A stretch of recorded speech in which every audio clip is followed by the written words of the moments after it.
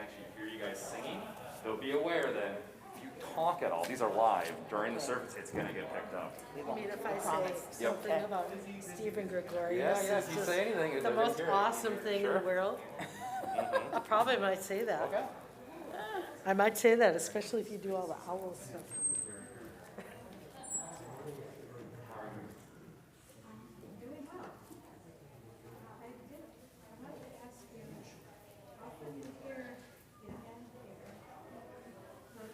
They do a thing, and we had talked about that actually. So for you as patron, I'll help you out. What we're going to be doing here, and we are going to do this, but I think you want it. Okay. Ah, I know exactly what it is. When it says to coda, we're going to actually like pretend like we're going to the coda right away. Instead of doing a TSL coda, we're just going to immediately. That'll be it. Yeah, no DS, no repetition, but like we will do this. Yeah, I don't know if that'll ever happen, but I appreciate that. It's where it's a little bit much. Not that I like, I mean, I don't read things all the time. I have this watch that I read all the time, and I go to if you can do it towards the end, where that's fine. This is a little bit much already. Indeed. Indeed. These guys are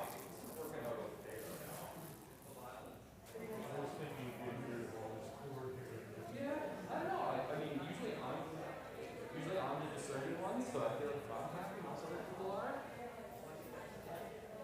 I mean, I could just like zip tie or something, but it's gonna look pretty the same. Yeah. Yep.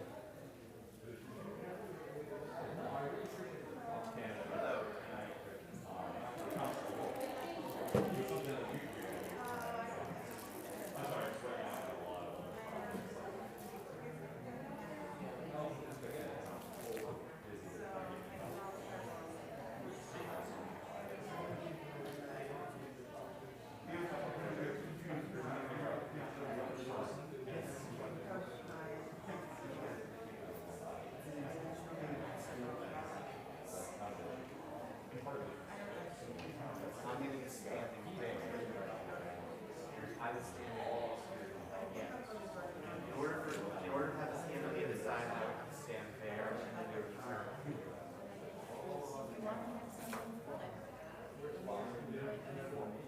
So, someday, yeah, that's not which is not possible to have a series of partially because sleep and operator will come back. So,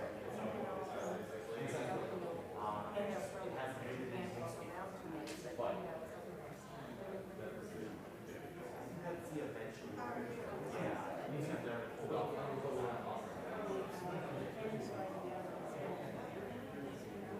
That will be right back out. Yeah. Though there's the level of politics.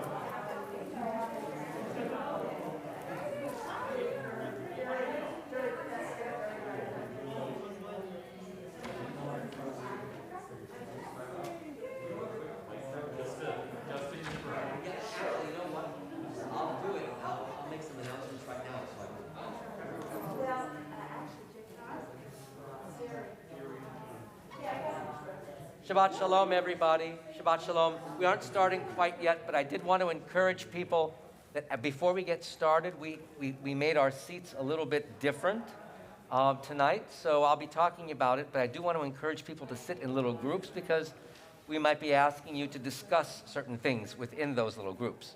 So I hope that that's okay with you all. So please just relax and get ready to talk. You may be with people whom you know already and say, I know what they're going to say. But on the other hand, you may not know what they say, and we're reacting to different things. So, please, thank you for being in your little groups. Okay.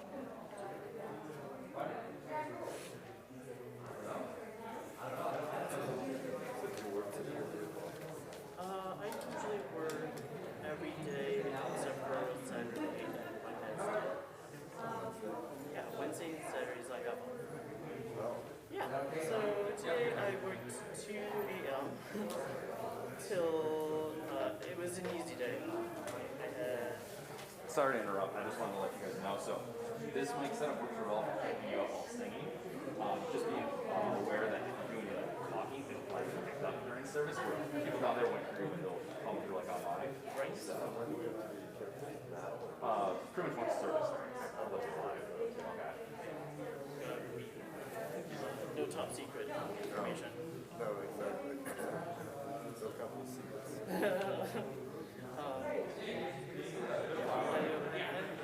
So I left, sort of walked out the store and announced that like 9:45, 9:30ish. And I'm supposed to let people know that I'm leaving at 49 hours, so I can't really go above 50 hours, so I can't really do anything.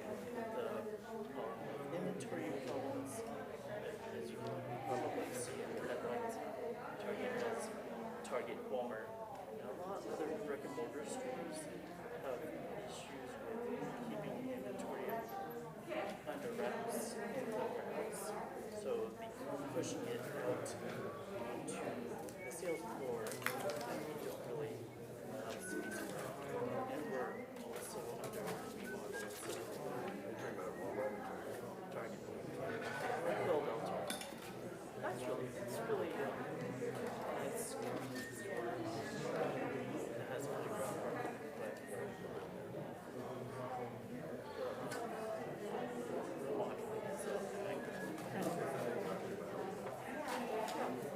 try to incorporate a few things like the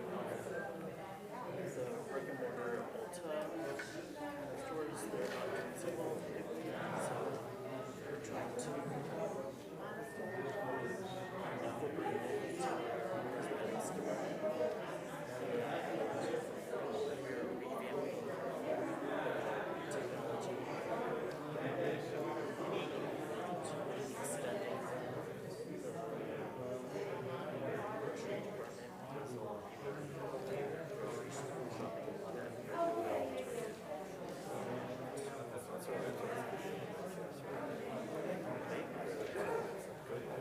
Metcalf has a wider variety of and the prices are competitive, but their selection is top notch compared to other places like fast food.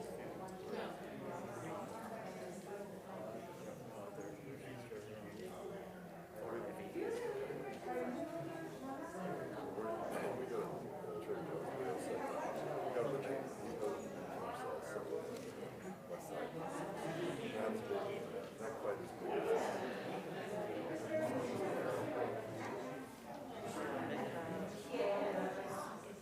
probably my favorite is go to sun butter chocolate flavor because sun butter is sun butter seeds.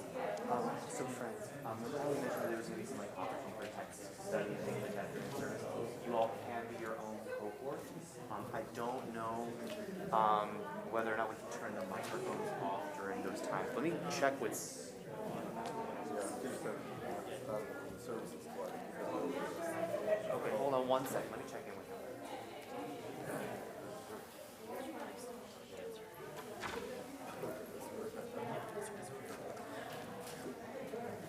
wants or who needs a siddur?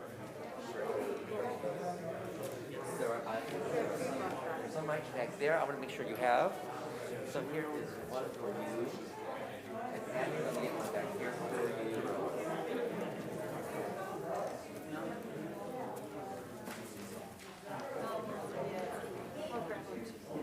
So during the text study, these microphones will turn off, so you all can stay up here. Okay. During the opportunities for text study, these microphones will be turned off, so you all can stay up here and like be together.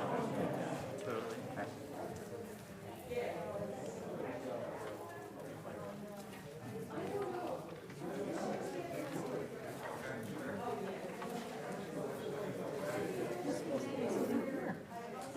Martin? Well, my book is. And your book could too. Yes, we can have buddies. Yeah. Twinsies. Yes.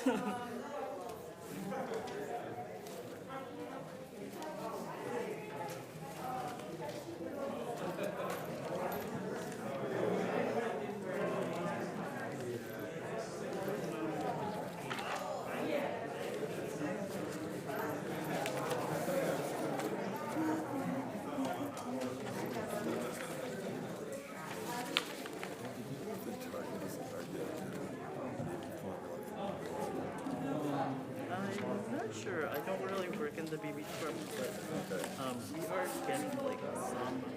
I know I work inbound, so everything that comes in through our store, I personally know how to sort it.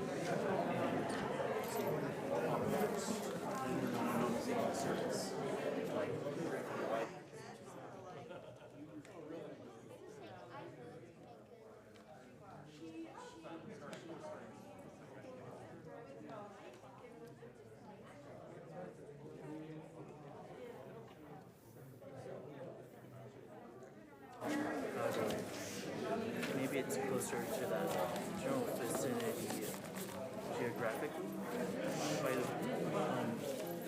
seafront or yeah. I'm trying to get some fairly new book beds. I haven't really heard too many. It's really hard with the source itself. Right. It's kind of a jump ball. Okay.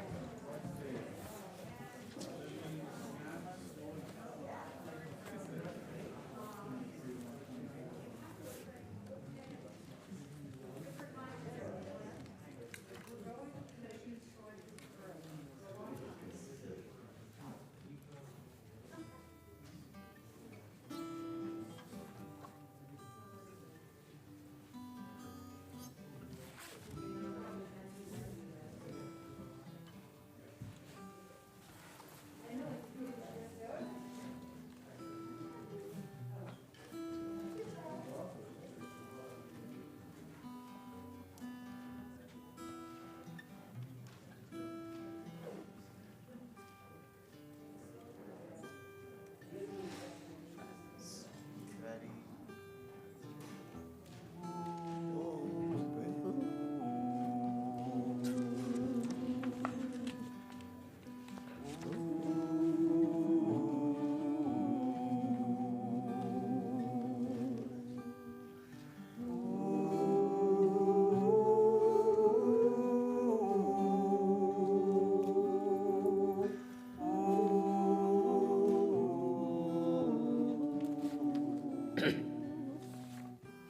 In our supplement, we have these words. You can all just listen for a moment. When we get to the Hebrew text, if you'd like to join in, you're welcome. Ready? Open the door.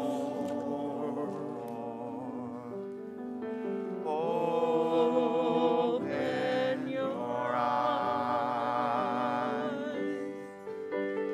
Open your heart. See what's inside.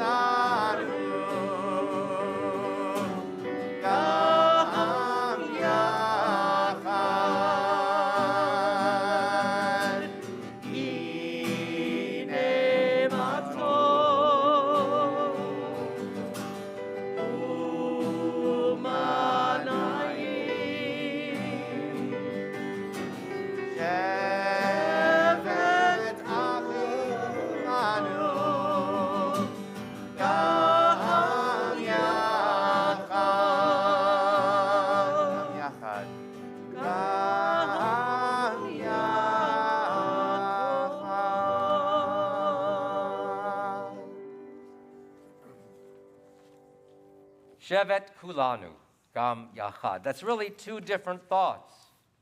It's two different thoughts because we are sitting all together, yes? We are sitting, Shevet kulanu, we are all of us sitting together, v'gam yachad. And we're also, we hope, all together, all as one. Even amid our diversity, we are all one because we're all humans. As we'll see later on in some of the texts that we'll be looking at, God created humanity with a lot of different sides, or so the rabbis interpret from the biblical texts that we see. But I'm getting a little bit ahead of myself. Welcome, Shabbat Shalom, to all of you who are here in our sanctuary, to those who are with us online. We welcome everyone here tonight. Sometimes using different pronouns is different for different people of different generations. If you saw my article in the Temple Bulletin, you'd understand where I'm coming from. But tonight we are kulanu yachad. We are all of us together, and we are all of us diverse. So let us celebrate all of that together. Tonight we will be studying some texts along the way, and you should have the texts right in this little sheet. If you're here in the sanctuary, you have this. If you're watching online, there's a link. I believe it says supplement. If you click on the supplement link, you can come to this later on as well, and you'll be able to study along with people here.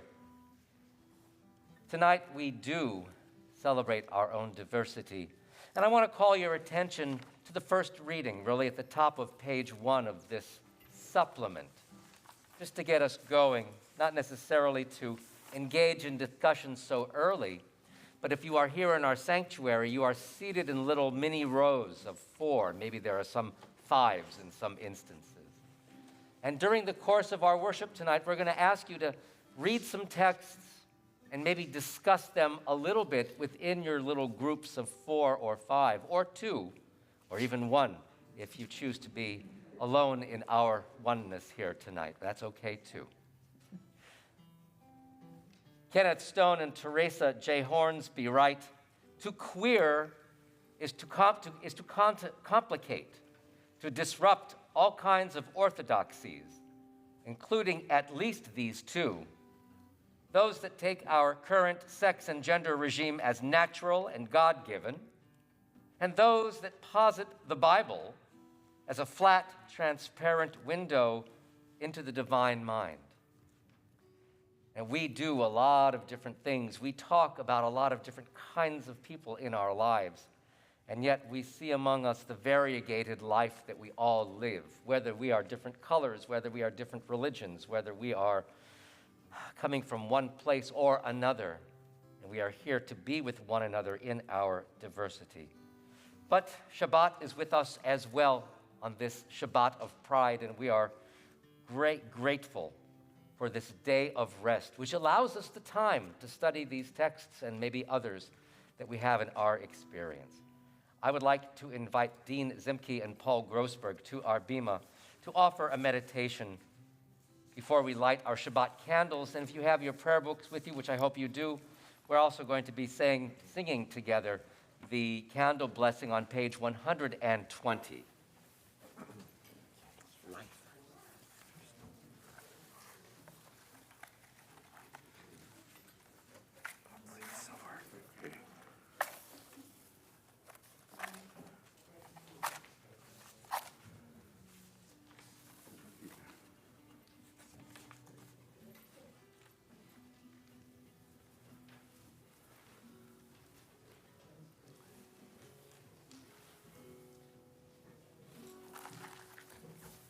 Who can look directly into the light? We can behold only a small portion, a fragment of the light. And when that one light is fragmented, the colors of the rainbow result. So let us give thanks for all the colors that are ours. All of them are part of the one light we are all bathed in, the one light that is our fountain of our life, from a Stonewall Shabbat Seder. Blessed is the match consumed in kindling flame. Blessed is the flame that burns in the secret fastness of the heart. Blessed are the hearts with strength to stop their beating for honor's sake. Blessed is the match consumed in kindling flame. Written by Hannah Senesh. Baruch atah Adonai, Eloheinu melech haolam,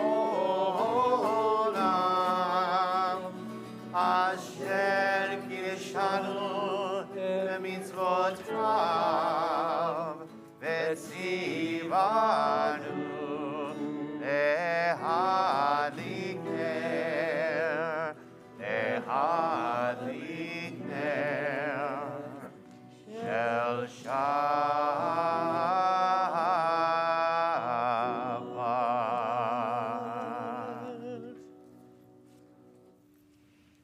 Kabbalat Shabbat is our opportunity to welcome this day, for us to enter into this day of rest with a gratitude in our hearts for all of the acts of creation.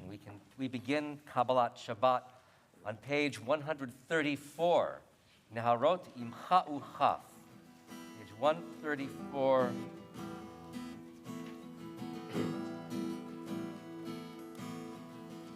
Starting at the 5th line. Yiram hayamu melo. Yiram hayamu melo. Yiram hayamu melo. Yiram hayamu melo. Tivel v'yoshneva. Yiram hayamu melo. Yiram hayamu melo. Yiram hayamu melo. Tivel v'yoshneva. Yiram hayamu melo. Neharot imcha uchaf yererererereira. Yachararim yerareru. Neharot imcha uchaf yerererereira. Yachararim yerareru. Yiram hayamu melo. Yiram hayamu melo. Yiram hayamu melo. Yiram hayamu melo. Tivel v'yoshneva. Yiram hayamu melo. Neharot imcha uchaf yerererereira. Yachararim yerareru. Neharot imcha uchaf. Yachararim yerareru. Yiram hayamu melo. Yiram hayamu melo. Yiram hayamu melo. Yiram hayamu melo. Tivel v'yoshneva. Yiram hayamu melo. Lecha Dodi, page 138, verses 1, 2, 5, and 9. Yadadadadai lecha dodi. Yadadadadai likat kalai. Yadadadadai pnei Shabbat. Pnei Shabbat nekabelai. Yadadadadai lecha dodi. Yadadadadai likat kalai. Yadadadadai pnei Shabbat. Pnei Shabbat nekabelai.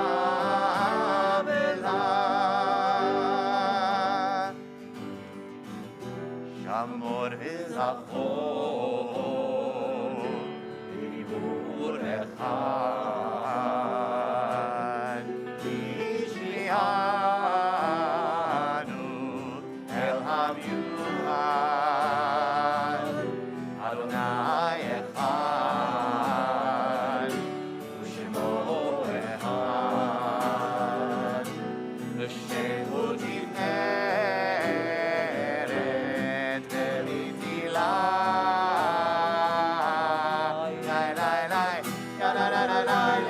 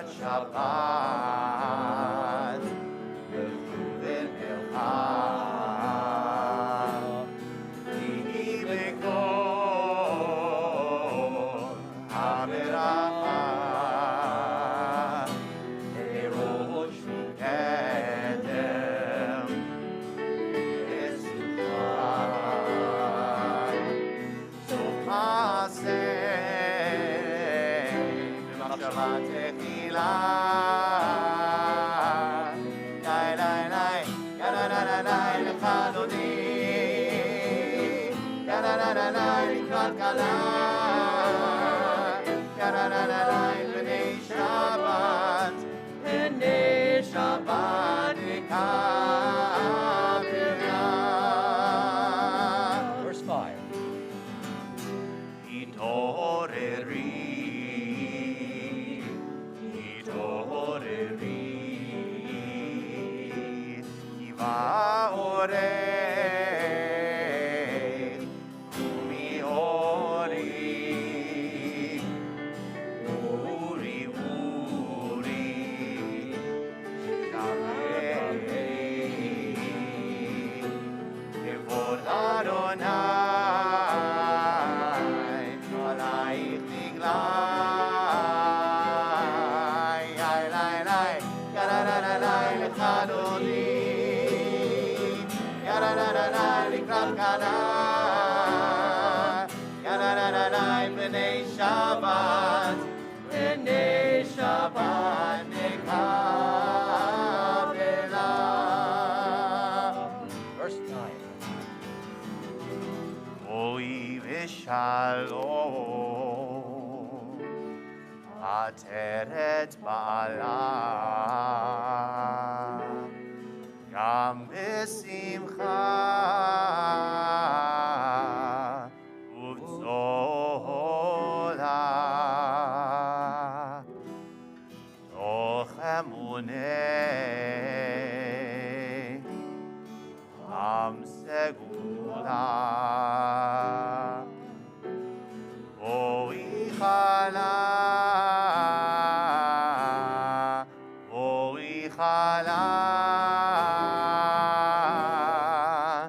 yai lai lai, ya la la la la, lechadodi, ya la la la la, lechadala, ya la la la la, b'nei Shabbat, b'nei Shabbat nikavela, ya la la la la, lechadodi, ya la la la la, lechadala, ya la la la la, b'nei Shabbat, b'nei Shabbat nikavela.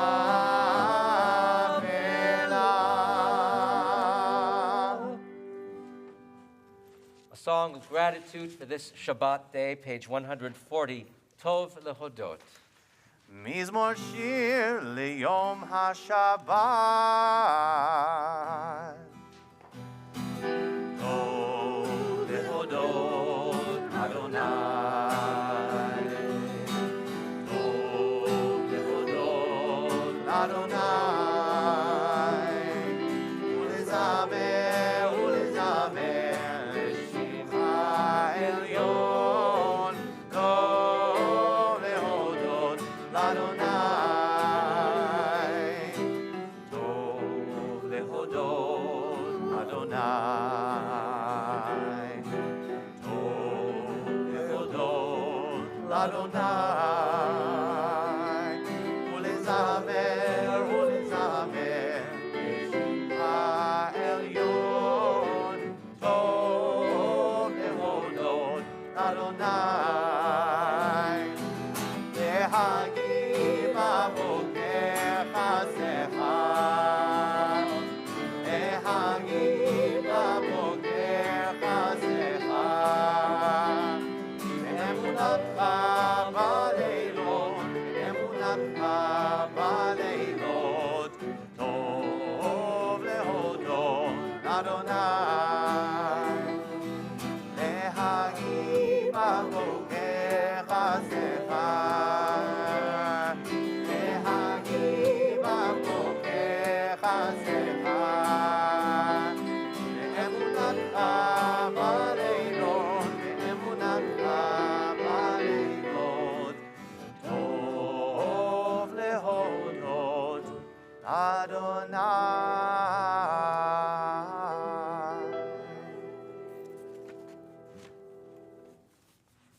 As I was driving to dinner tonight, meeting my wife, I was driving into the sun. It was very stark, and so all the colors around me seemed to fade. But now the sun is setting. Now the sun is barely set, and this is an interesting place to sit when you watch the sun, because now you see it on on the trees. You see the reflection of the sun on the trees. And the light, as it changes the color of the leaves, or it changes the color of the air even. It changes the color on our faces, perhaps. The light is something that we're thankful for. The Shabbat is something with its setting sun and its entering now allows us to see the variegation of the colors and the differences that exist. We may not notice them before because that sun is so glaring in our eyes. But now that the sun is beginning to disappear, it allows us to see the variance. It allows us to see the diversity in the whole world. And so we thank God for this natural and this ongoing and this regular rotation of the earth around its axis, of the earth around the orbit of its orbit around the sun, and of our solar system in the combination of all the galaxies that there are.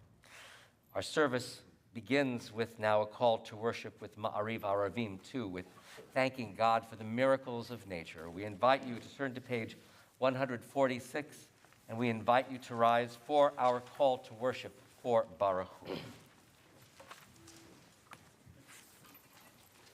Baruch Hu et Adonai HaMevorach. Baruch Adonai HaMevorach leolam va'ed. Baruch Adonai HaMevorach leolam va'ed. Please be seated.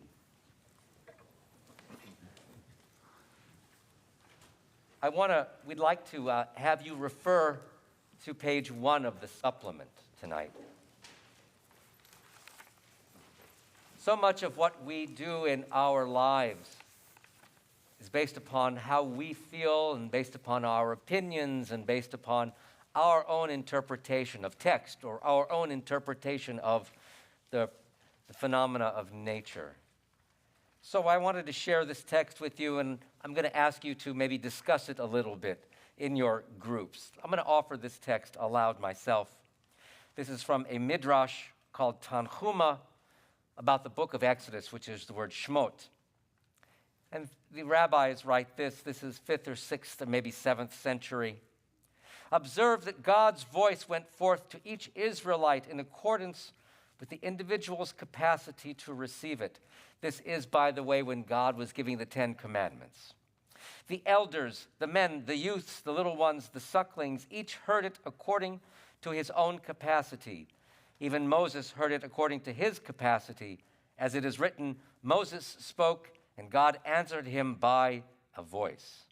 That is, with a voice that Moses was able to comprehend. Thus, the text says the voice of the Eternal was powerful with strength, or with God's strength. You see, is not written, but rather just with strength. That is, according to the strength of each individual. The implication is that with which they were able to tolerate the sound. Even the pregnant women heard it in accordance with their strength, their individual strengths, by the way. Therefore, the text says, each one of them according to their strength. What do you think? React with one another in your small groups. Think about your own reaction to some words from these texts, or a particular text that you know of, or even this text that we read here, about really understanding what it is that we are talking about or interpreting. We'll discuss that for a few moments. And something you might ask one another as a way of starting point is, why do you think we started with this text? Thank you. Absolutely.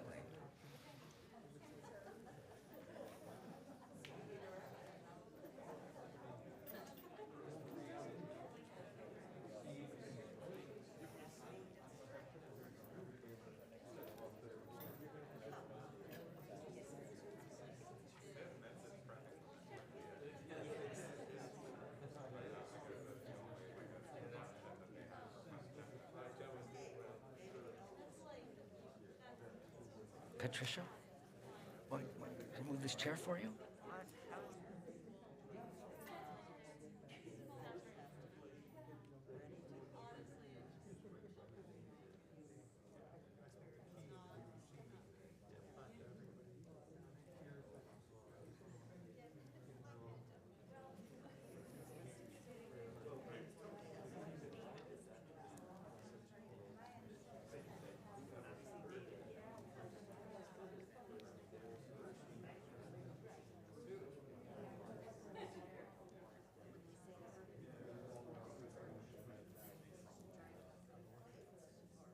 Okay, let's take 30 more seconds.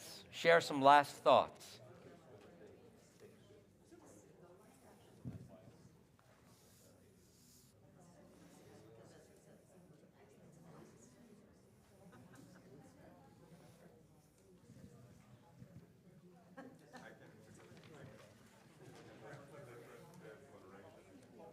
Thank you all. We said that tonight we would have a slightly different and interactive way of working with one another on some of these texts. Let's ask the cantor's first question. Why do you think we might have started with this text? Anybody have a sense of why we might have offered this as a first text out for tonight? Yes? Because we're all such individuals and we have different ways of understanding things, which may be an equation equated with strength.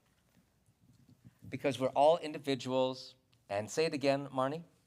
Here, take this. Everybody's level of understanding is different, and Take the microphone and speak right into it. everybody's level of understanding is different, which I think equates to strength.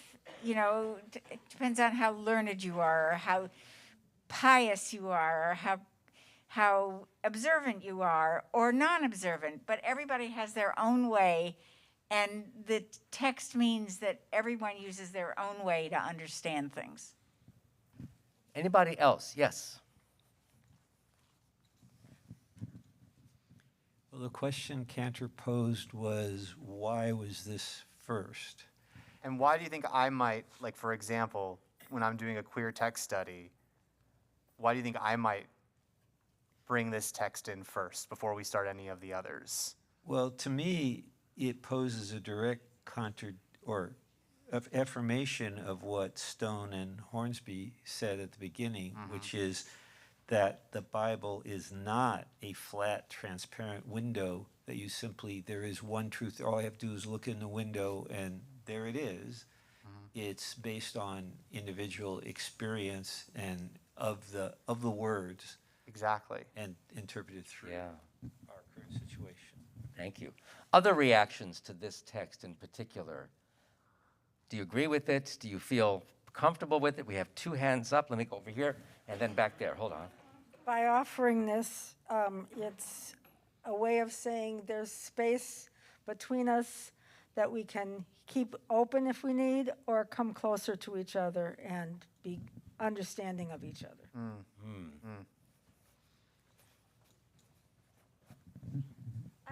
I would say that, like, there are some good parts of the text, and, like, while it is very, like, it's an interpretation of something written a long time ago, some of the lines, like, kind of, like, the line about how, like, even the pregnant women heard it kind of bothered me a bit.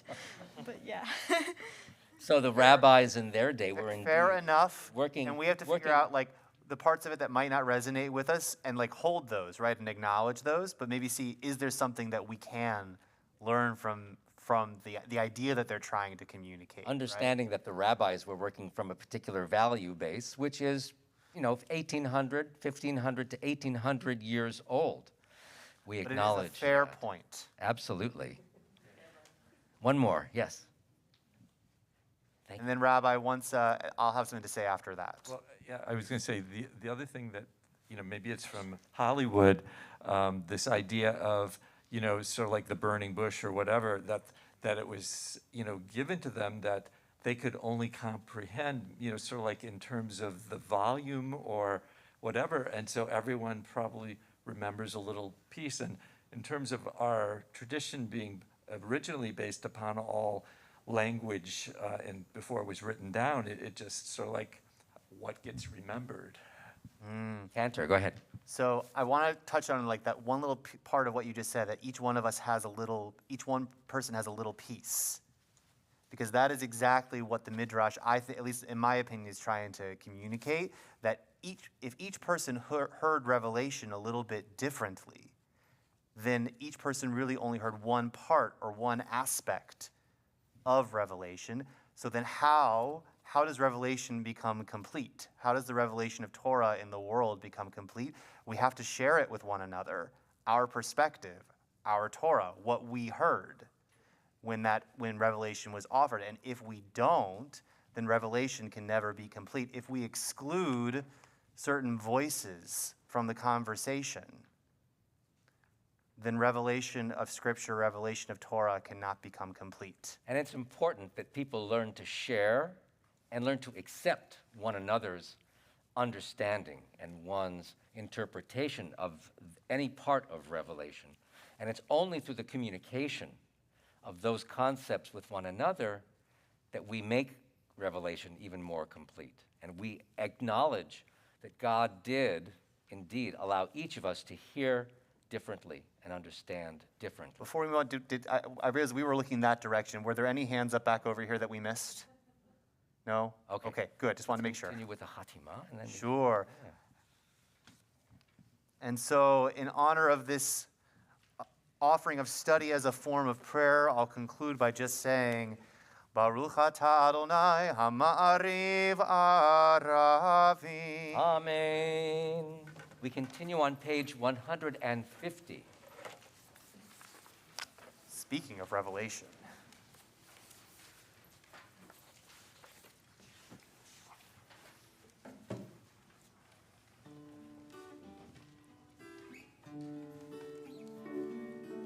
Ahavat olam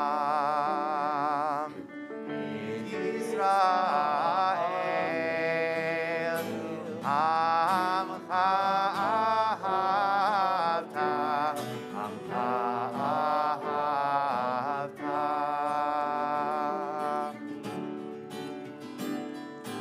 Torah u'mitzvot Mishpatim Otanu limadeta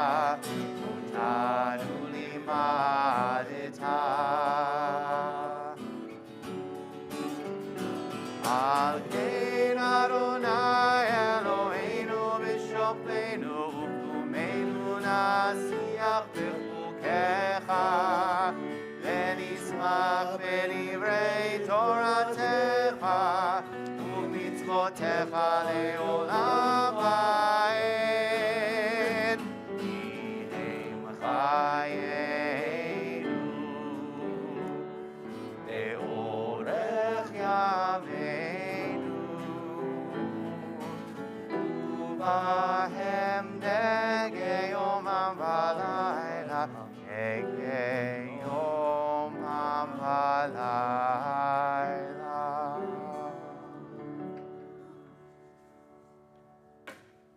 We now continue on page 2 of our supplement, looking at another text which talks directly to the subject of creation. Looking at a couple of rabbinic texts and maybe a modern couple of opinions about this one verse from the book of Genesis that reads, God created the human in God's own image. In the image of God, God created him, it says. Male and female, God created them. And then looking at the second chapter of the book of Genesis, it continues into a different creation story all around. And it says, the eternal God said, it is not good for that the man should be alone. I will make a helpmate for him. And the eternal God caused a deep sleep to fall upon the man, and he slept, and God took one of his ribs and closed up the place with the flesh instead thereof. And the rib which the eternal God had taken from the man, God made into a woman, and brought her unto the man. Therefore shall a man leave his father and his mother, and shall cleave unto his wife, and they shall be one flesh. Now, I want you all to note the words that are bolded, because they're very intentional. Them and they shall be one flesh, because that's going to help us understand what the midrash that's below is trying to do. So take a look at the midrash for a moment. Midrash, Genesis Rabbah, this is 2nd or 3rd century, very early midrash. And God said, let us make Adam in our image and our shape. But Rabbi Jeremiah, the son of Eliezer, said, when the Eternal created the first Adam, he was created as an androgynos. Thus it is written, male and female did God create them. Rabbi Shmuel Bar Nachman said, when the Eternal created the first Adam, man, human, God created him with two faces, one on each side. And when God made Chava, which is the Hebrew word for Eve, God split him along the middle, forming two backs. They, the rabbis, challenged him. But it is written, and God took one of his ribs, and he said to them, the word mitzlotav doesn't mean rib. It means one of his sides, similar to that which is said, and to the tsela of the Mishkan, which is translated the side of the Mishkan. So they're drawing an analogy to the different terminology that is used there. The different terminology that is used in the creation of the Mishkan. So this word silotav does not necessarily mean ribs. It means the back or the center or the spine, perhaps, of a person or of a structure. But I hope you all also catch what's happening here. They're queuing on this idea of it saying that God created them and that they were one flesh. To imply that the first human, the first Adam, was not specifically a man, but androgynos. Literally, how would you translate the word androgynos? It's very not Greek. the same as the English word androgynous, though the word androgynous does come from the Greek word. I think with the rabbis and from other midrashim that were written, the rabbis understood male and female, but the rabbis also understood that physiologically, not everyone is born either male or female, at least from their sexual organs. There may be many distinctions and many kinds of people. Again, from the rabbis' contexts, they recognize 6. Yeah. So there were 6 different formations. Do you want to go ahead? Masculine, feminine, there was androgynos, there was the tumtum, Mm-hmm.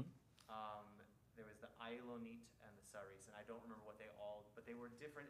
As Rabbi said, it was more physiological than our modern conceptions of gender identity. But they weren't excising any of them. The fact that they recognized them is something that they went outside the text to say it's not just Zachar and Nekeva, it's not just male and female. But we recognize that God created many different kinds. I mean, they were going outside the biblical text. They actually were using their own interpretive powers to think that maybe we do have many different kinds of physiologies, many different genders out there. Discuss that for a moment among yourselves.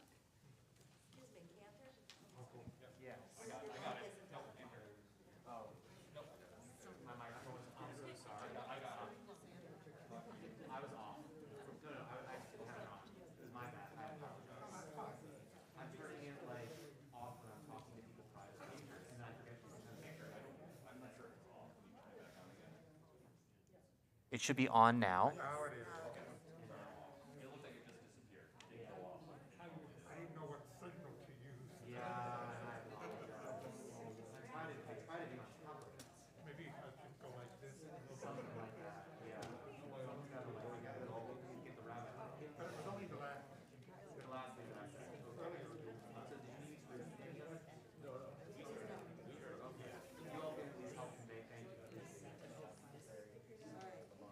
Take about 30 more seconds, 45 more seconds. React.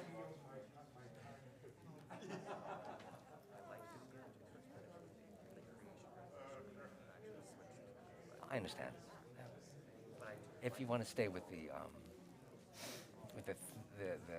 rubrics, yeah, I get that. Yeah.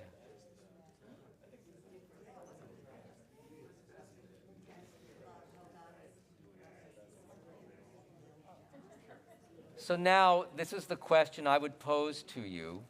How comfortable do you feel about going outside of the text of the Torah, for example, and bringing in different interpretations, perhaps those of your own? How do you all feel about bringing in new ideas, new concepts to these texts, these very well-known texts. I'll hold it. Okay. Right into it. Yeah, I feel very comfortable with it. Everybody can have one or two or more parts of themselves within the one being. So I don't care. I'm comfortable.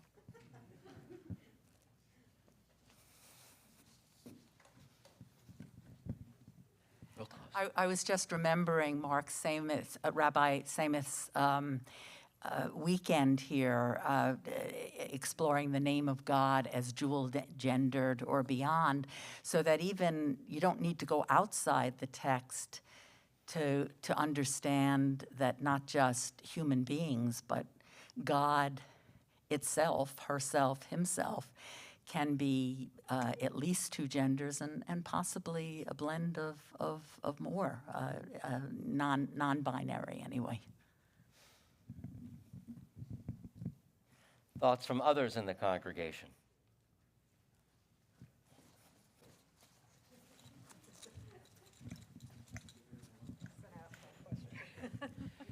I'm wondering how Orthodox rabbis interpret that. I mean, do they also recognize, there are six? It depends. Depends upon whom you ask. Different Orthodox rabbis would likely give different answers. But this is not a certainly a definite- classical text that we're looking at, this midrash at least. the rabbis would look to the midrash, and some would say, oh, I see, and some would say, nah, they were wrong, I don't know.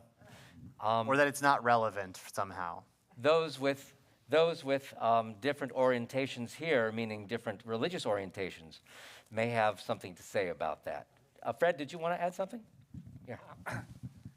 Real close. Well, I have a lot of trouble with ribs producing people, so that's, and I think, and I would bet that a lot of the rabbis did too and tried to move beyond that. And the other thing was, just in terms of basic medicine, that I'm involved with, in pediatric endocrinology, you have ambiguous genitalia. Genitalia and genetic identification is only partly physiologic and mostly social. So I don't know. It's just obvious to me. Thank you. Victor. Real close.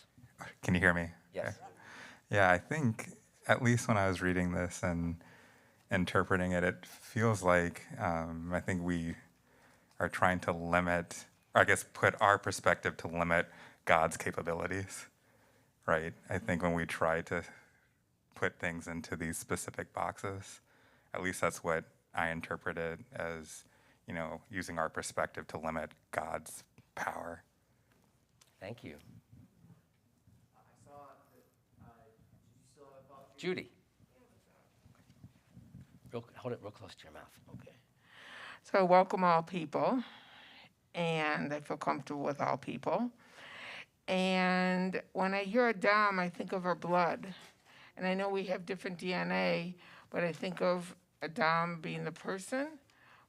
Isn't Adam like the Some people will translate Adam as human. Human. Adam is human. It comes from the word earth. Earth. Right? Adamah. Right. Adamah, right, the earth. So I think of the earth and I think of the blood. What's the word for blood? Dam. Oh, dam. Of course, dam, when we do the Pesach. Right. Okay, sorry about that. I welcome all, so thank you. Thank you. Cantor, do you want to add anything? Technically connected, but it's a nice midrash. Yeah. Maybe we could write a new midrash based on that. And again, this idea that the rabbis acknowledge the multiplicity of human experience and the breadth of creation. And I think to the point that Victor made, sometimes when we create labels and boxes, they're understandable. It's understandable why we make them because it helps us to kind of categorize our thinking and the way that we interact with the world. But sometimes it creates limits upon God's creation that are, to your point, limiting God's power. We continue on page 150 with the conclusion of Ahavat Olam. The last 4 lines, I think. Somebody can correct me if I'm mistaken on that. That is correct. How about that? Ve'ahavatecha, and never remove your love from us. Ve'ahavatcha al tasir mimenu le'olamim. Baruch atah Adonai, ohev amo Yisrael, ohev amo Yisrael. On page 152. Excuse me while I turn a page.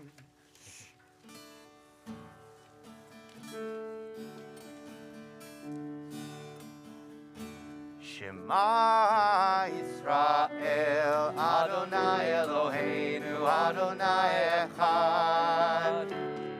Shema Yisrael, Adonai, Adonai Echad.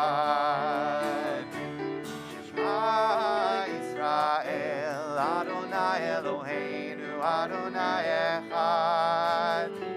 Shema Yisrael, Adonai, Adonai Echad. Baruch Shem Kevod, Shem Kevod Malchuto. Baruch Shem Kevod Malchuto Leolam Va'ed. Shema Yisrael, Adonai Eloheinu, Adonai Echad. Shema Yisrael, Adonai, Adonai Echad. Adonai, Adonai Echad. Adonai, Adonai Echad. Please be seated. And we'd like to call your attention to the texts on page 3, the lower 4/5 of the page. This is a text from Pirkei Avot, which is a book of the Mishnah, which is the first level or the first generation of commentary on the Torah that our rabbis wrote prior to the year 200. So this is early 1st century, early 2nd century. And they wrote this: all love that depends on a something, when that thing ceases, the love ceases. And all love that does not depend on anything will never cease. What is an example of love that depended on a something? Such was the love of Amnon for Tamar. And what is an example of love that did not depend on anything? Such was the love of David and Jonathan. Let me talk about Amnon and Tamar for just a minute, just so we remember that, because it's a little bit of an obscure story from, I think, the book of 2 Samuel, that Amnon, who was a son of David, if I'm not mistaken, they were half siblings. So Amnon lusted after Tamar. He seduced her, he raped her, and then said, I don't want you anymore. He was attracted to her because of her beauty. He was attracted by lust. Whereas David and Jonathan, the story in the book of 1 Samuel, they had a very different kind of relationship. They had a very deep relationship. This is one example. And maybe, Cantor, if you'd like to talk a little bit about this relationship, too. Just very briefly, people just kind of know the constellation of relationships, that Saul was the first king of Israel. Saul's son was Jonathan, who would have been the heir apparent, heir to the throne. But that's not necessarily the way that things worked with the passage of kingship in Israel. And David was a military, involved in Saul's military, and developed a friendship with Jonathan. And when David's position began to threaten Saul's power and threaten Jonathan's succession, Saul became angry, tried to kill David at various points, and was particularly livid to the point of, some would argue even to the point of madness, regarding the closeness of the relationship between David and Jonathan. There's one very obscure verse where Saul is yelling at Jonathan about his affection for David, and says something about, like, you have, I don't remember the exact phrase, but like, you've exposed your mother's nakedness, or something like that, which is usually a phrase that refers to some kind of sexual impropriety. Yep. I think that's true.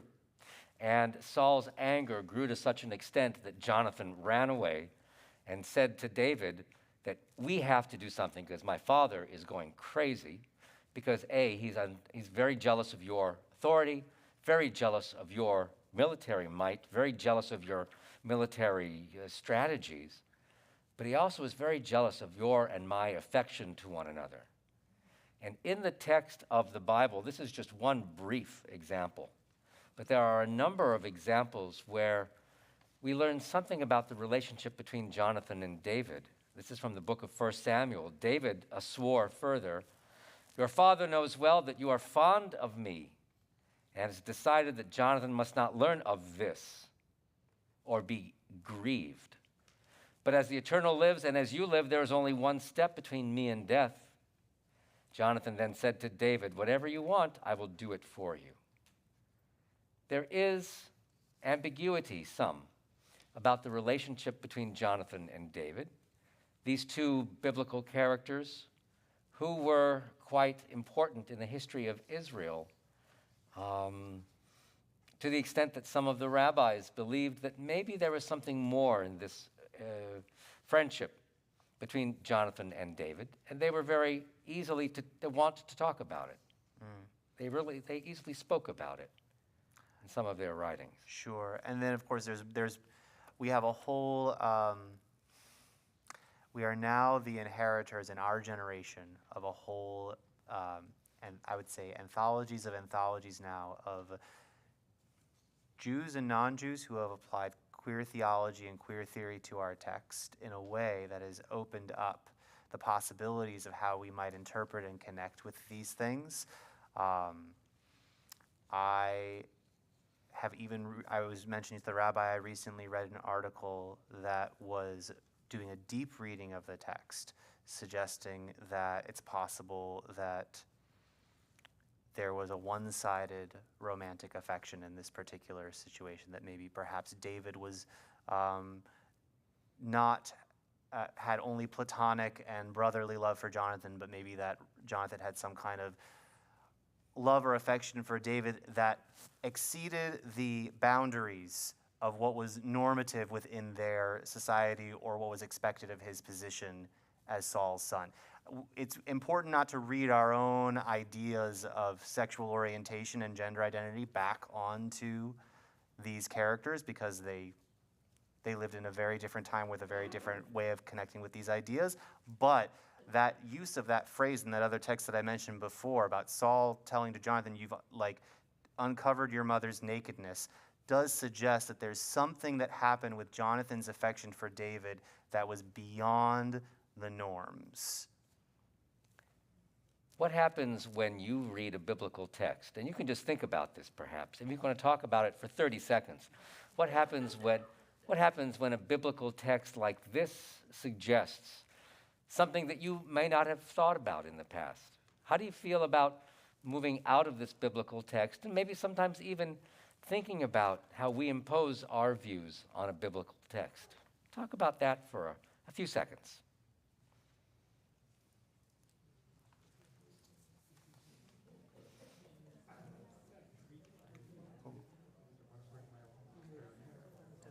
I know. We're okay. Oh, my goodness. I'm going to skip the last one. Oh, the last one is really good, actually. I didn't realize we were so long. The last part of the service is going to go long.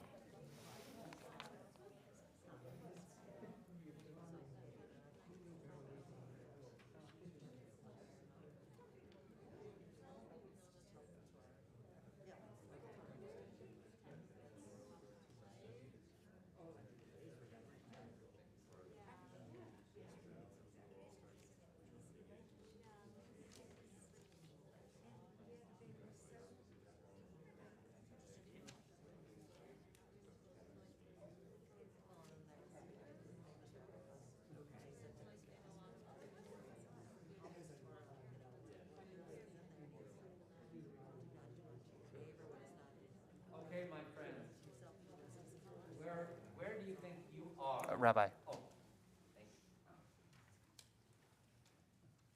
Thank you, my friends. Where do you think you are in some of these questions? When you see this story of Jonathan and David, perhaps, that is so well known, and yet we are now looking at it in a slightly different way. We're expanding these possibilities with those kinds of texts. What are you thinking, Alexander? Hold on. It's coming. There you go. I think this is just the original point that we're talking about, right? If we're talking about maybe God's original intent is that we all learn from one another. So as more people come to the table, or as more people are open to learning from one another, there are more interpretations and, queer interpretations or other interpretations of the same texts that you're reading. And so we just kind of learn more about it or expand on it. Open up the text even more. Other thoughts?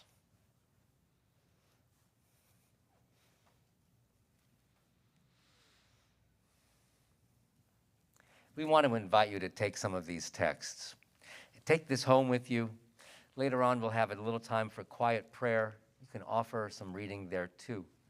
But on this day when we observe Pride Shabbat, we have the authority, I would like to assert, that we have the authority, we indeed have the power, we have the sanction to take some of these well-known and familiar texts and to say, how would it be if things were somewhat different? How would it be for people to be open to greater expressions? We want to invite you to turn to page 3 of the program tonight now. Page 3 of the program. I just want to say a quick thing as we transition into this. Oftentimes in our prayer, we offer a prayer of what we call Geulah, of redemption, which is a prayer that alludes to that glorious moment of liberation that our ancestors experienced in their escape from slavery in Egypt. It's a prayer that includes those beautiful words of Mi Chamocha, which are taken from the Song of the Sea. And in those we offer gratitude and praise for that moment in our history, as well as for the liberation that we might experience in our own lives. And yet, contained within that praise is also a yearning, because we know that there are so many in the world who are still in places of narrowness and affliction. And we too are sometimes trapped in narrowness, whether that's narrowness of our own circumstances or even narrowness of our own thinking of our own heart or of our own hearts. And while we can look to a higher power to redeem the oppressed, to liberate the bound, we should never forget our own agency, our own power to aid in the liberation of ourselves and of others. To quote one of our featured composers this evening, we're about to sing some of her words, like drops of water shape the rocks. We know that together we are strong.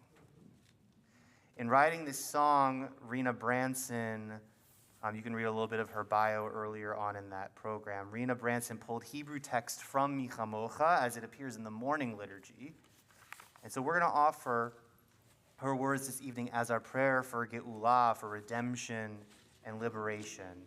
And I believe it's, again, on page 3 of the Shabbat program, Our Power. I'm going to teach this all to you. I'll sing a little bit, and then we'll sing it all together.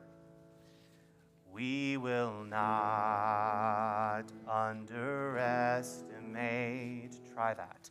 We will not underestimate our power any longer. Our power. Our power any longer. We know that together we are strong. We know that together we are strong. It's going to be the same thing the second time, except the second time we'll say, We are strong. Try that with me. We are strong. Then it goes like this. Like drops of water shape the rocks. Like drops of water shape the rocks. As they rush down the falls, as they rush down the falls. You already know the last line. We know that together. We know that together we are strong. From the beginning, we will not underestimate our power any longer. We know that together we are strong. We will not underestimate our power any longer. We know that together we are strong. Like drops of water shape the rocks as they rush down the falls. We know that together we are strong. Keep it going, friends. I'm going to sing something different. We will not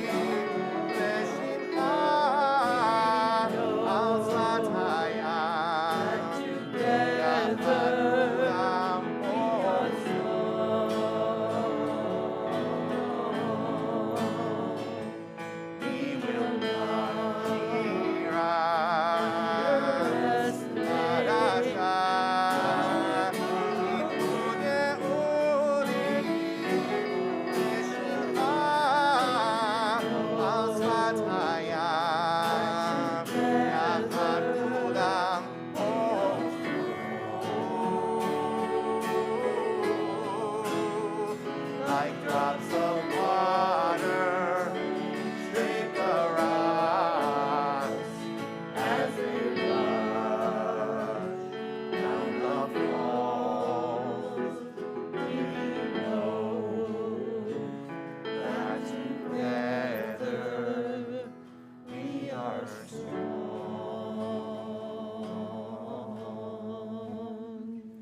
Baruch atah Adonai, Ga'al Yisrael. On supplement page 4, in the program on page 4, at the top we continue with a prayer of protection. Hashkivenu on this night. We protect one another in this world. We, in this community, are protecting one another. Let us always take that into our hearts as well. Hashkivenu on page 4 of our program. Hashkivenu Adonai, Eloheinu l'shalom, Hamidenu shomreinu l'chaim. Hashkivenu Adonai, Eloheinu l'shalom, Hamidenu shomreinu l'chaim.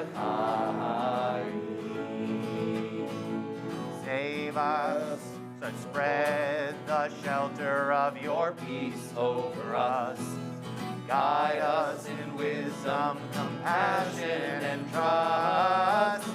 Hashivenu Adonai, Eloheinu l'shalom,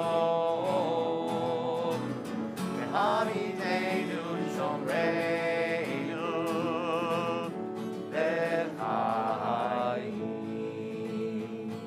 Save us for the sake of your name. Shield us from hatred, sorrow, and pain. Hashivenu Adonai, Eloheinu l'shalom, V'hamidenu shomreinu l'chaim. Hashivenu Adonai, Eloheinu l'shalom, V'hamidenu shomreinu l'chaim.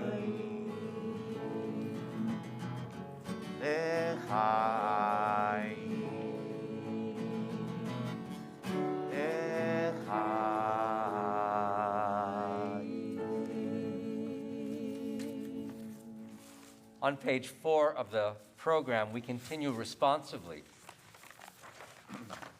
At the middle of page 4, and it goes on to page 5. The time is nearing once again of our accounting of our own esteem, of gathering our pride in our accomplishments and in ourselves, a time of standing up and declaring who we are and proclaiming liberation for all to hear. It should be so simple to take pride in who we are and how God made us to be.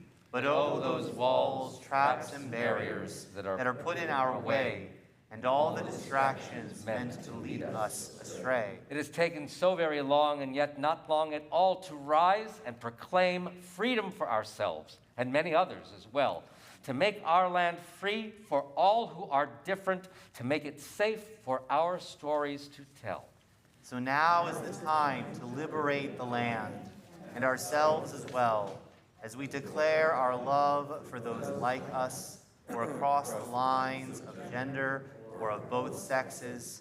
We do it with pride and love and faith, and in so doing, we liberate us all. I'd like to invite you to turn to page 181 in the prayer book. Page 181 at the top. And after this, we're going to just take some moments for our own quiet prayer, where you can explore the words that are in the prayer book on, I think between pages, is it like 164 166 and 183? And 183, or you can just delve deeply into your own heart, or you can look at the text sheet and maybe peruse some of those sources that we were looking at, or ones we haven't looked at yet.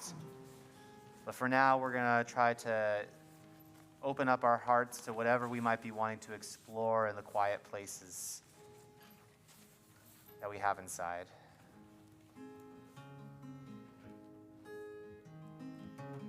Create a pure heart within me. Let my soul wake up in your light. Open me to your presence. Flood me with your Holy Spirit. Create a pure heart within me. Let my soul wake up in your light. Open me to your presence. Flood me with your Holy Spirit. Then I will stand and sing out power of your forgiveness. I will teach your love to the lonely. The lost will find their way home. I will teach your love to the lonely. The lost will find their way home. Create a pure heart within me.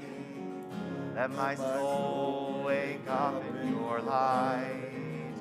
Open me to your presence. Flood me with your Holy Spirit. Create a pure heart within me. Let my soul wake up in your light. Open me to your presence. Flood me with your Holy Spirit.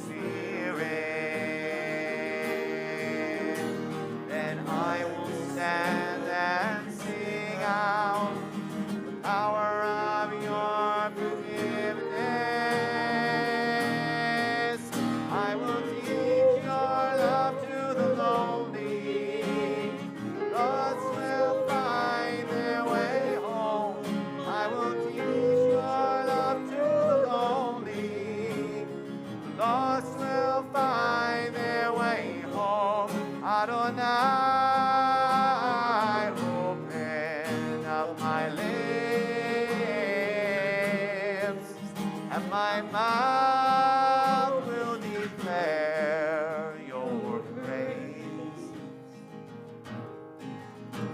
Adonai, open up my lips,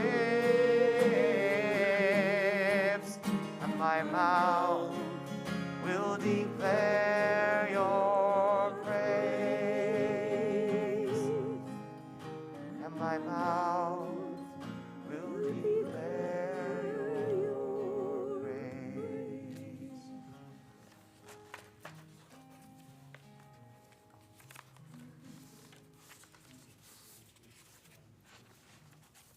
Continue quietly.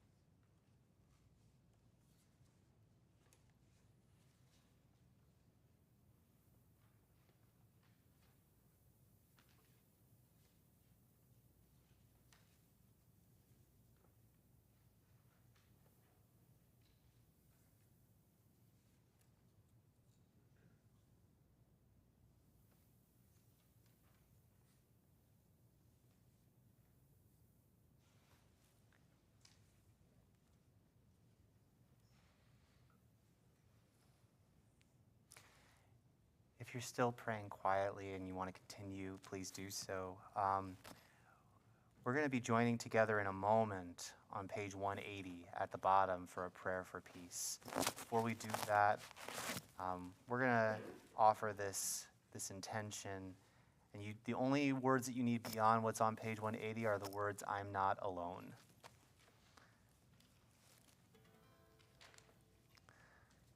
And the choir is going to help us out with this.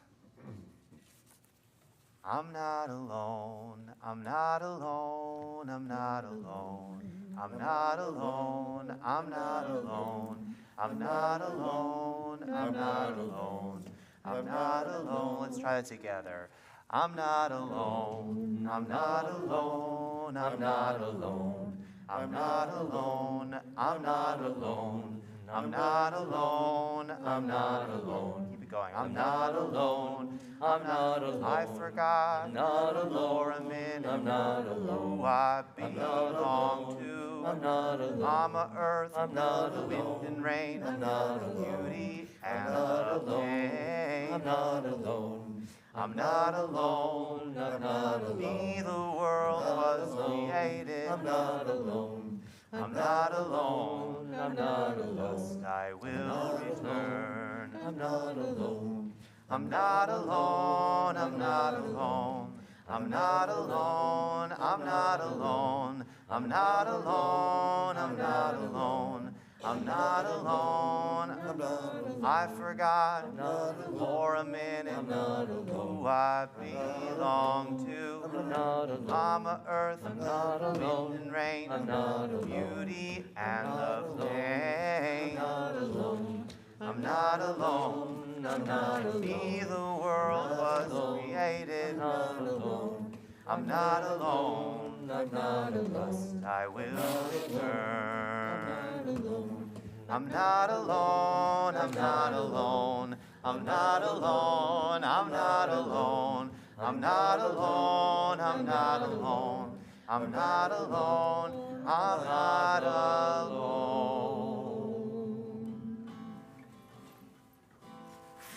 Oh, say Shalom, Roma, Say Shalom, Aleinu,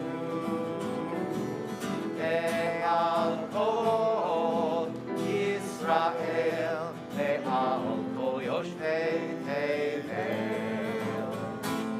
Oh, say Shalom, Roma, Say Shalom, Aleinu, Ve'al Kol Yisrael, Ve'al Kol Yoshvei Tevel, Ve'imeru, Amen. Oh, say Shalom, Roma, Say Shalom, Aleinu, Ve'al Kol Yisrael, Ve'al Kol Yoshvei Tevel. Oh, say Shalom, Roma, say Shalom, Aleinu, Ve'al Kol Yisrael, Ve'al Kol Yoshvei Tevel, Ve'imeru, Amen.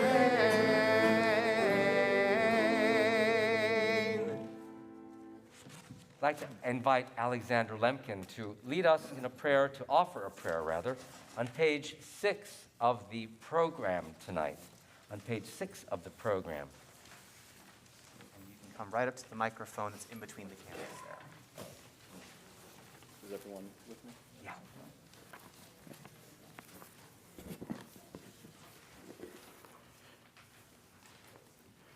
My God, everyone together. My God, I thank you for my life, my soul, and my body, for my name, for my sexual and affectionate nature, for my way of thinking and talking. Help me realize that, in my qualities, I am unique in the world, and that no one like me has ever lived. For if there had ever been someone like me, I would not have needed to exist. Help me make perfect my own ways of love and caring, that by becoming perfect in my own way, I can honor your name. Amen. Amen. Thank you, Alexander. We now offer prayers of healing and wholeness for people whom we know, for people whom we don't know, for people connected to this community and for those who are not. People who are at home, in the hospital, recuperating, God willing, from surgery and illness. We also know that there are occasions where there are terminal illnesses, and we hope that those families find wholeness as well. As we think about those and people who are online and people in this community, I hope that you too are thinking of loved ones whom you know about, who need our special prayers of healing. On our Temple Bethel list, we have about 80 individuals who now reside on that list. I hope that they don't reside there for so long. But we think of all of them.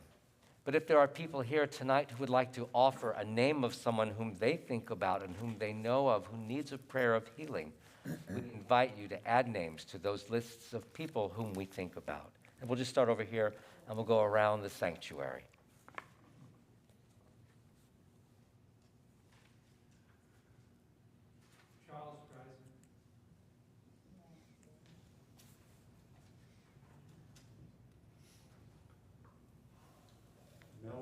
Kodesh and Rabbi Ann Fold.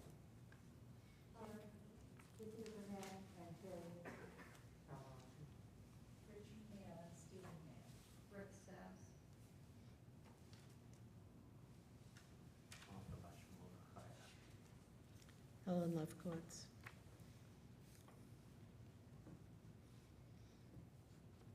Are there others we should be thinking about tonight? Dear God, aloud and in our hearts, we name those facing illness and pain. We join our prayers tonight with all who love them, because we know that we are not, they know that they are not alone when we offer our prayers on their behalf. So we're going to refer now I'm going to actually show you all the words to what we were singing before, and refer back to page 5 in our Shabbat program. For a prayer for healing imagined by this idea that there's so much more that we can face when we feel that we are connected to others and connected to something beyond ourselves. I'm not alone, I'm not alone, I'm not alone, I'm not alone, I'm not alone, I'm not alone, I'm not alone, I'm not alone. I'm not, I forgot for a minute who I belong to. Mama Earth, wind and rain, beauty and the pain. I'm not alone, for me the world was created. I'm not alone, trust I will return. I'm not alone, I'm not alone, I'm not alone, I'm not alone, I'm not alone, I'm not alone, I'm not alone, I'm not alone, Rifa'enu, Adonai, B'nei Rafeh, Moshi'enu, B'nei Vasheah. I'm not alone, even when I'm afraid. I'm not alone, love is always near. I'm not alone, I'm not alone, I'm not alone, I'm not alone, I'm not alone, I'm not alone, I'm not alone, I'm not alone, I'm not alone. I'm reading on page 8 of the program tonight. Last night we had a little class, one of our Niftach Libenu classes, and one of the things we raised was the fact that love God or have trouble with God, it doesn't matter how we feel, it really matters is how we can express it. This poet writes, "Praise me, says God, and I will know that you love me. Curse me, says God, and I will know that you love me. Praise me or curse me, and I will know that you love me. Sing out my graces, says God. Raise your fist against me and revile, says God. Sing out your graces or revile. Reviling is also a kind of praise, says God. But if you sit fenced off in your apathy, says God, if you sit entrenched in I don't give a hang, says God, if you look at the stars and yawn, if you see suffering and don't cry out, if you don't praise and you don't revile, then I created you in vain, says God." We invite everyone to rise for Aleinu on page 586.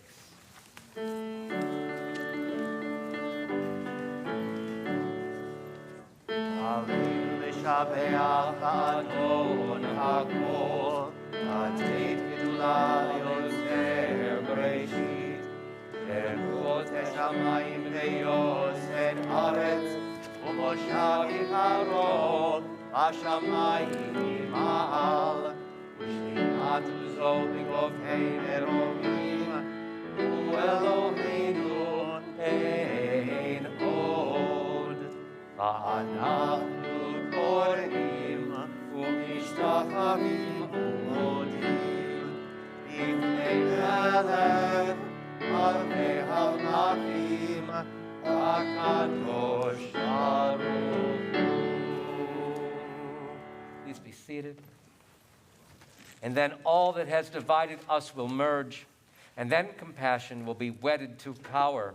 And then softness will come to a world that is harsh and unkind. And then both men and women will be gentle, and both women and men will be strong. And then no person will be subject to another's will. And then all the rich will be and then all will be rich and free and varied. And then the greed of some will give way to the needs of many. And then all will share equally in the earth's abundance. And then all will care for the sick and the weak and the old. And then all will nourish the young. And then all will cherish life's creatures. And then everywhere will be called Eden once again. 591.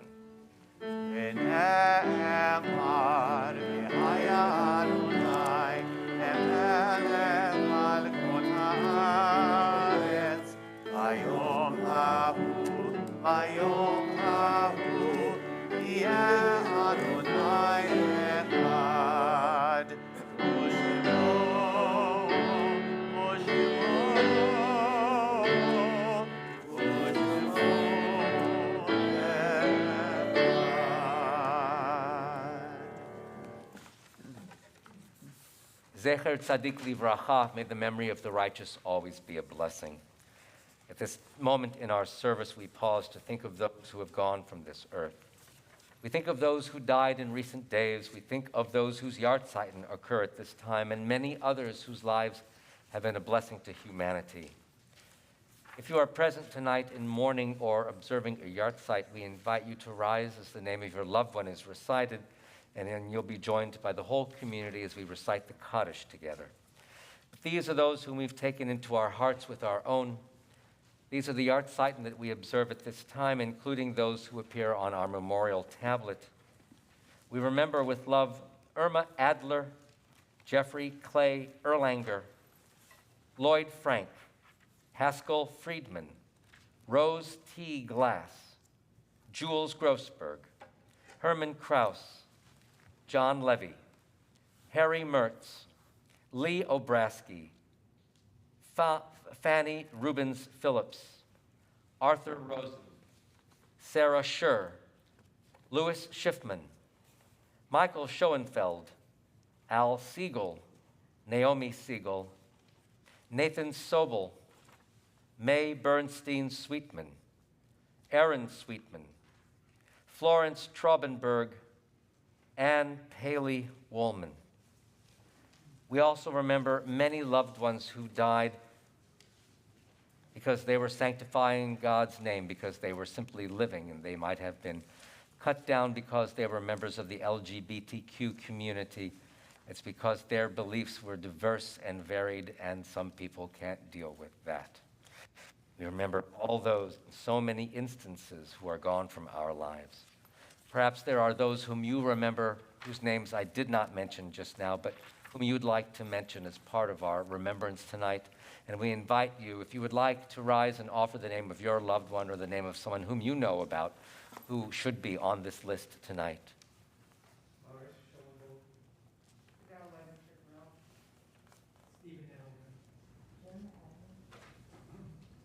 Rosalie Ehrlich.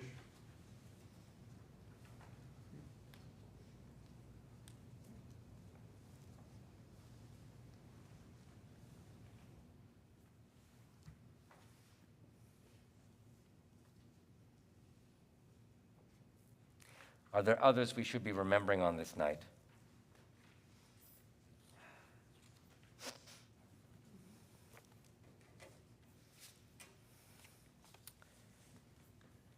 We continue together on page 598. We invite everyone to rise for the mourner's Kaddish as we praise God for the memories that we share and the memories that we cherish. Yitgadal, Yitkadash, Shemei Rabbah, Be'alma divarach irute ve'yamlich malchute, B'chayechon u'vyomechon u'v'chayei d'chol Beit Yisrael, Ba'agala u'bizman kariv imaru, Amen. Yehei Shemei Rabbah mevarach le'alam u'lalmei almaya, Yitbarach ve'yishtabach ve'yitpa'ar ve'yitromam ve'yitnaseh, v'yitadar v'yit'aleh v'yit'alal, shemei dekudshah b'richu, le'ela min kol bir chata v'shirata, tushbechata v'nechemata, da'amiran be'alma v'imru, amen. Yehi shlama rabba min shemaya, v'chayim aleinu ve'al kol Yisrael, v'imru, amen. Oseh shalom b'mromav, hu ya'aseh shalom, aleinu ve'al kol Yisrael, ve'al kol yoshvei tevel, v'imru, amen. May God send peace to all who mourn and comfort those who are bereaved. And we all say amen. Please be seated. In a few moments, our service will conclude, and then we'll be able to join one another in the social hall in the Swarsensky Auditorium next door for our Oneg Shabbat this evening. You may use the door that is directly at the back of our sanctuary. It's the most efficient way to get there, so please join one another. There's also cookies out in the foyer. If you don't want to stay for the Oneg Shabbat, for whatever reason, you can take a cookie and go. The cookies are from Just Bakery, that wonderful institution in our town who brings people back from the depths of their own life's troubles, and they teach them of trade. They teach them how to earn a living for themselves. And we are grateful to the Temple Beth El Sisterhood for sponsoring both Oneg Shabbats tonight. Thank you to Jen Slaza, who was our greeter. Thank you very much, Jen. And again, we thank you all for wearing your masks properly and being vaccinated. We do want to ask you that if you test positive for COVID-19 within 5 days of being here at Temple Beth El, please contact Stephanie Kushner, our executive director, to let her know, because if that happens, then we need to let you all know that you might have been exposed to someone here who tested positive. So that's another reason why we do ask people to sign in when you arrive. For announcements, tomorrow morning at 9 o'clock, there will be Torah study on Zoom, online, led by Perry Asher.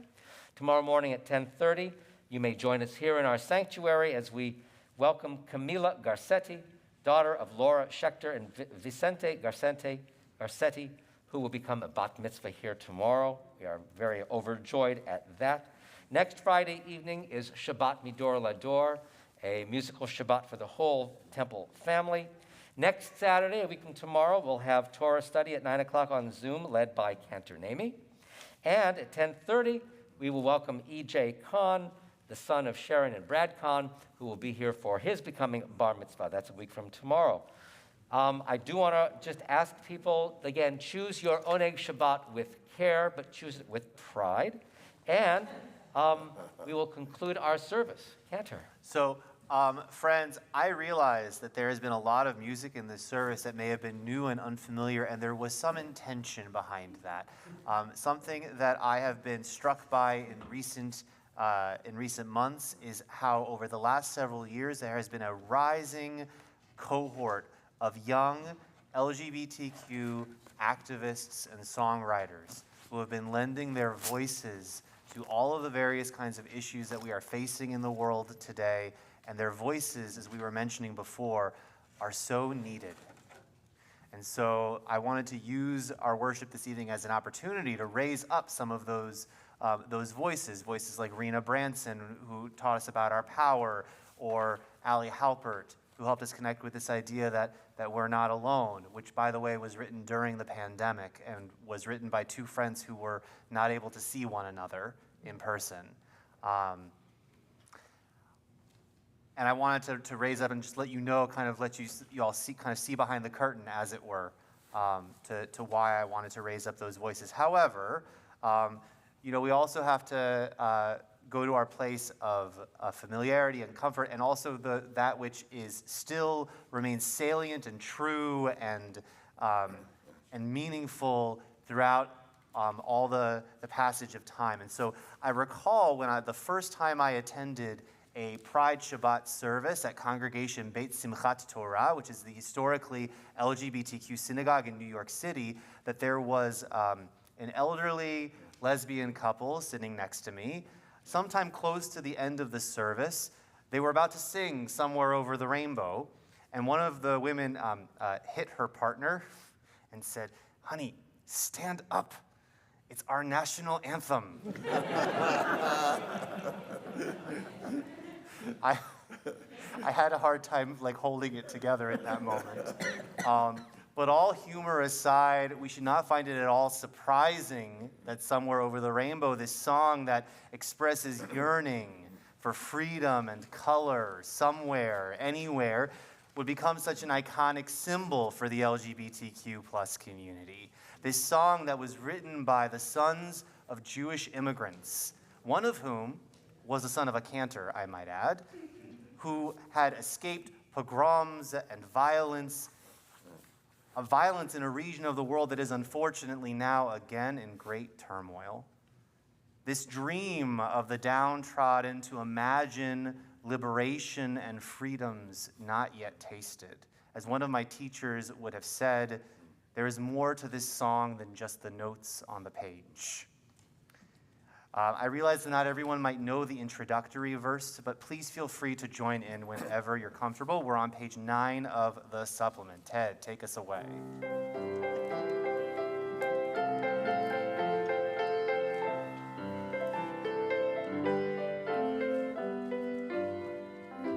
When all the world is a hopeless jumble and the raindrops tumble all around, heaven opens a magic lane.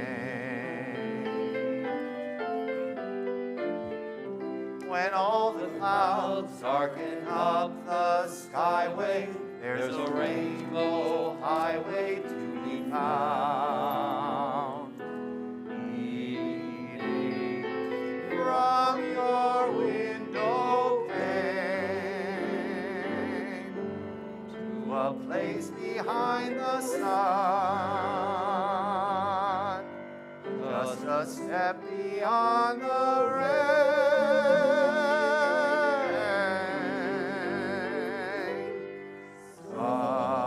Somewhere over the rainbow, way up high, there's a land that I heard of once in a lullaby.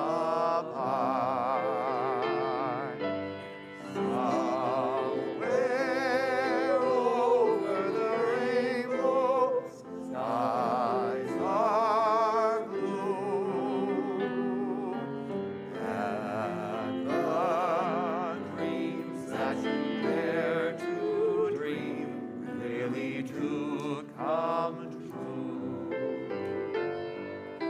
Someday I'll wish upon a star and wake up where the clouds are far behind me,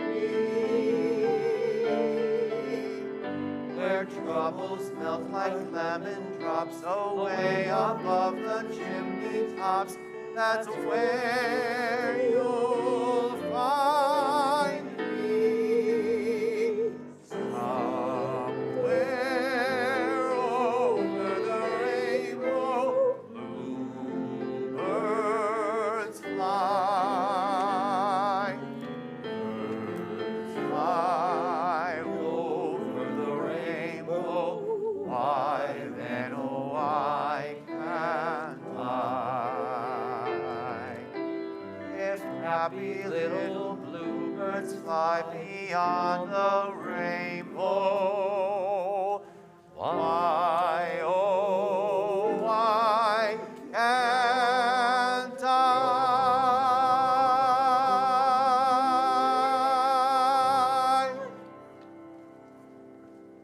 Shabbat Shalom, everyone. Shabbat Shalom. Shabbat Shalom.